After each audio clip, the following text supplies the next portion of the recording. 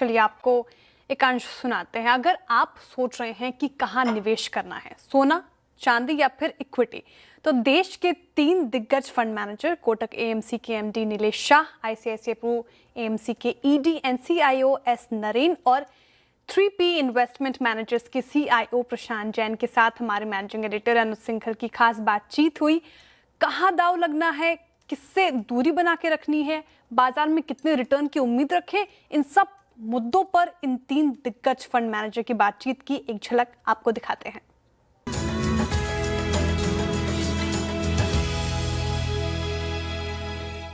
नीलेश भाई, आपको ये सवाल सुनने पड़ते हैं क्या कि अरे नीलेश भाई, हम फिर गोल्ड में क्यों ना करें, सिल्वर में क्यों ना करें, क्रिप्टो में क्यों ना डालें पैसा, इक्विटी में 1 साल हो गया पैसा बन ही नहीं रहा है, लॉन्ग टर्म में आजकल लॉन्ग टर्म की डेफिनेशन भी बहुत रिड्यूस हो गई है, 1 साल कोई लोग लॉन्ग टर्म मान लेते हैं, तो कि लॉन्ग टर्म में पैसा तो बन नहीं रहा, तो हम क्यों ना गोल्ड और सिल्वर में बहती गंगा में हम हाथ धोएं। यहाँ पर अनुज भाई, थोड़ा लाइटर वेन में जवाब दूंगा। जो सीएनबीसी आवास के दर्शक हैं वो असेट एलोकेशन में बिलीव करते हैं, वो इक्विटी में भी निवेश करते हैं, सोने चांदी में भी निवेश करते हैं और डेट में भी निवेश करते हैं, वो अपने पोर्टफोलियो पे ध्यान देते हैं। जो आपकी बात नहीं सुनते वो ये टाइप के सवाल जरूर करते रहते हैं। बट एक्सपीरियंस एंड इनएक्सपीरियंस का डिफरेंस है। अब जैसे आज silver as an asset class के ऊपर हमारा व्यू अभी भी पॉजिटिव है।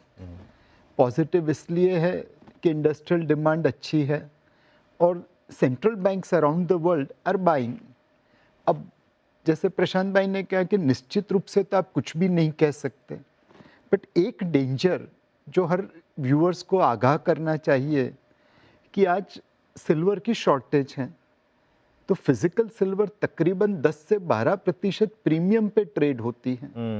जो ग्लोबल मार्केट में सिल्वर के डॉलर प्राइस है उसे आप रुपये में कन्वर्ट करें तो लोकल प्राइस उसके ऊपर ट्रेड हो रही है 10%। दैट मीन्स एक्चुअल सिल्वर जब तक 10% ऊपर नहीं आएगा तब तक आप मेरे जो ETF खरीद रहे हैं, फंड ऑफ फंड खरीद रहे हैं, आपका बेनिफिट नहीं बनेगा।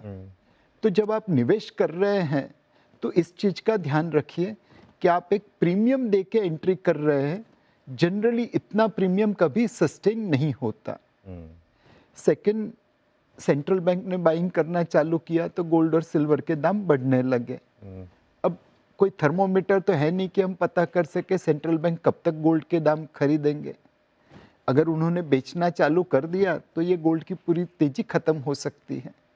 तो आप गोल्ड एंड सिल्वर में निवेश करते समय ये सारे फैक्टर्स को ध्यान में रखिए और अपने पोर्टफोलियो में उसे एक लिमिटेड मात्रा में रखिए। पिछले 1 साल का परफॉर्मेंस बहुत अच्छा है, बट ये तो कोई बता नहीं पाया था कि ऐसा आएगा। सेंट्रल बैंक खरीद रहे हैं, जब तक वो खरीदेंगे भाव ऊपर रहेंगे।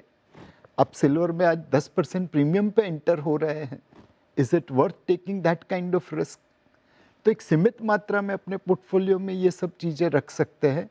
नरेन जी, इस साल इक्विटीज ने फ्लैट रिटर्न दिए हैं बेसिकली, अगर आप निफ्टी पे देखें तो यहाँ से क्या अब आप थोड़ा अपना एलोकेशन इक्विटीज की तरफ बढ़ा रहे हैं, और अगर हाँ तो किस तरफ? जो बैलेंस एडवांटेज जैसा कैटेगरी है, लास्ट ईयर कितना इक्विटी था, अब कितना इक्विटी है, वो जैसा एलोकेशन 15% ऊपर गया है एलोकेशन। क्योंकि अभी अगला साल से ये साल देखेंगे तो मार्केट का वैल्यूएशन टाइम करेक्शन भी हुआ है और EPS भी के कारण एलोकेशन तो बढ़ गया है। लेकिन कितना रिटर्न आएगा अगला 2-3 साल में, वो मेरे ख्याल से कैसा अमेरिकन मार्केट मूव होगा और अमेरिकन इकोनॉमी में क्या होगा और उसके कारण क्या ग्लोबल इम्पैक्ट होगा मुझे पता नहीं है।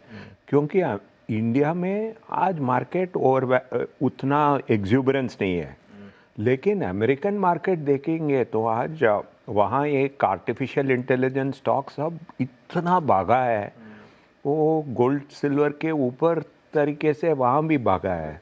हर एक कंपनी वहाँ 4 ट्रिलियन मार्केट कैप है, 5 ट्रिलियन के पास पहुँच कर रहा है, और दूसरा 4 ट्रिलियन मार्केट कैप है डॉलर में।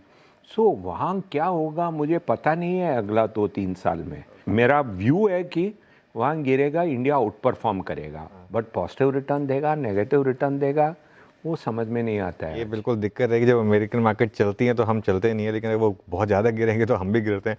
अच्छा, जो प्रशांत जी बहुत अच्छी बात कही नरेंद्र जी ने, और पिछले क्वार्टर की जो मुझे सबसे शार्प हेडलाइन लगी वो थी Infosys buys back the past, Oracle buys the future. एक ही दिन में ओरेकल ने हमारी पूरी इंडियन आईटी जितना मार्केट कैप ऐड किया। कहाँ हम पीछे रह गए इंडियन आईटी के कॉन्टेक्स्ट में अगर बात की जाए तो? आपके हिसाब से क्या अमेरिका ने इतना अच्छा कर लिया कि वहाँ ट्रिलियंस ऑफ डॉलर्स की मार्केट कैप की कंपनियां बनती जा रही हैं? नहीं, देखिए, ये तो हम लोग को बहुत सालों से मालूम है कि इंडिया में इनोवेशन और ग्लोबल ब्रांड्स हम लोग नहीं बना पाए। आप दुनिया की जो 8-10 बड़ी इकोनॉमीज़ हैं उनमें देखिए, उन सभी के पास कोई ना कोई ग्लोबल ब्रांड्स है और कहीं ना कहीं इन्होंने इनोवेट भी किया है। लेकिन इसके कारण बहुत सारे हैं, लेकिन ये फैक्ट है कि इंडियन कंपनीज़ ने अभी तक इनोवेशन पे और ग्लोबल ब्रांड्स बनाने में उतना खर्चा नहीं किया है। तो हम लोग एक सॉफ्टवेयर सर्विस इंडस्ट्री के जैसे इस इंडस्ट्री शुरू हुई थी 30 वर्ष पहले और ये वहीं पे रह गई। तो इसमें अब सही समय पे हम सही सोच नहीं कर पाए। बिल्कुल।